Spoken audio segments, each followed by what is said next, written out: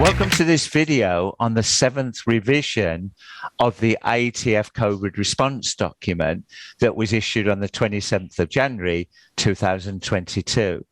So Niall, good afternoon. What I'd like to try and do this afternoon is just have an open discussion around some of the changes that are within this 7th revision and how they might affect auditors, or how they might affect organizations. Now, I understand from the first bullet point that was issued that there's changes to the calculation of the audit days for remote audits. Could you just give us a little insight to the change? Hi, Paul. So on the timing front, there are, I suppose, two elements. One, certification bodies previously had to dedicate 10% of the audit time, up to a maximum of 8 hours, to preparing to do a remote audit. So this is only applicable to remote audits. And what the IATF have done is they, through obviously learning through the previous kind of period, have said actually that can be reduced down to a maximum of 4 hours. So this is almost what the IATF refer to as the mock audit, making sure that if a remote audit is going ahead, the organisation are prepared for it and that they can access the various parts of the site to accommodate a remote audit. So the first thing is that maximum 8 hours has reduced down to a maximum 4 hours. But the second, possibly more controversial point is there has been some time added to the audit duration, and the client will see that, if that makes sense. They will have some additional audit time added, 5%, again, only for remote audits. Right, okay. And is it still the same principle then that audits should be done on site if it is safe to do so?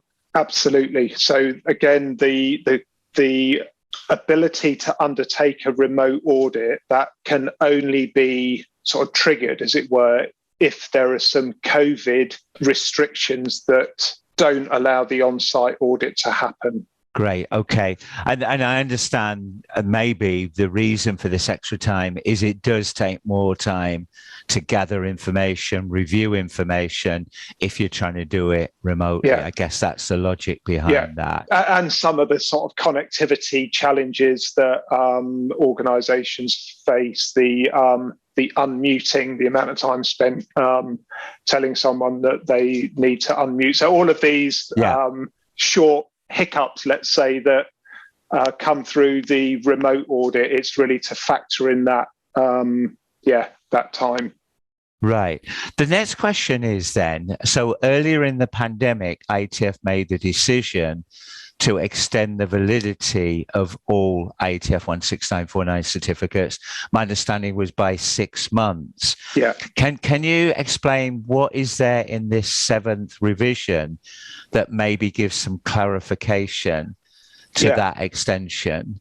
Yeah, and it's interesting, Paul, because in the revision 5 of the COVID response, IATF authorised the use of remote audits. And as part of that, it meant that organisations get back onto their audit cycle. So the extensions that were previously granted kind of disappeared because of remote auditing, and organisations were able to sort of get back into audits happening when they should have happened.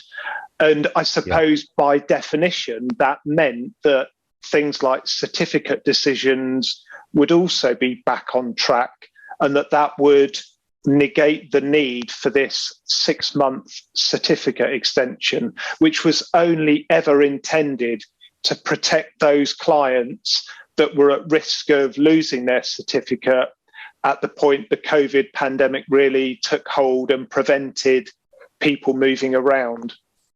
Right. Okay. So maybe if I can summarize that then. So it's really important that either the on-site audit, particularly for recertification, or the remote audit for recertification is done with enough time then that any non-conformities from that audit can be cleared before the original expiry of that certificate. Exactly. Right, and not the 6-month extension. Yeah, exactly. Yeah. So the 6-month extension almost becomes a kind of artificial thing. It's not a real thing. It sits there in the database, again, to protect those organisations that before the introduction of remote auditing would have had their certificate at risk. But since revision 5 and the introduction of remote auditing, that risk should have disappeared, because even if the face-to-face audit can't proceed, the remote audit can. And by that, organisations are back on track. Audits are happening in their audit window according to the rules. And by definition, certificate decisions are made in a timely manner. But what this Rev 7 has done, Paul, is it's just underlined that certificate decisions have to be taken before the expiry of the original certificate, let's call it the artificial COVID extension. Yeah. No, okay. I think that's clear then. If an organisation had, let's say they're on annual visits and their last annual visit was remote because of COVID, and the COVID situation in that area or that country still prevents the auditor from getting on site, is it acceptable to do another remote audit? Yes, it is. Again, assuming the conditions don't allow the on-site audit to go ahead and those COVID-related circumstances, then yes, a second remote audit would be permissible. Right. And maybe a more general question then.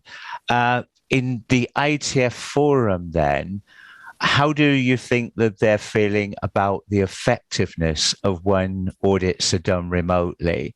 Has there been any feedback from IATF or the vehicle manufacturers regarding remote audit effectiveness? Yeah, I think there's two points, Paul. One, the IATF do pay a lot of attention to the results, let's say, of audits and the comparison between remote audits and on-site audits, and also within that the different types of audits, surveillance, research, etc. It's quite interesting.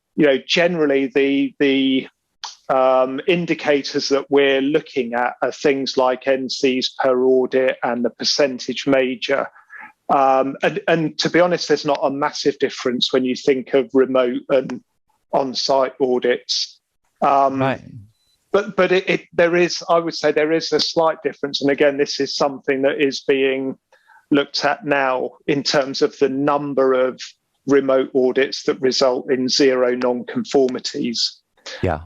So that is a focus at the moment. And just by the way, Paul, I think we probably said it on a previous video, but roughly kind of 14% of audits over the last 12 months will have been remote audits. So it's a relatively small proportion of the audits.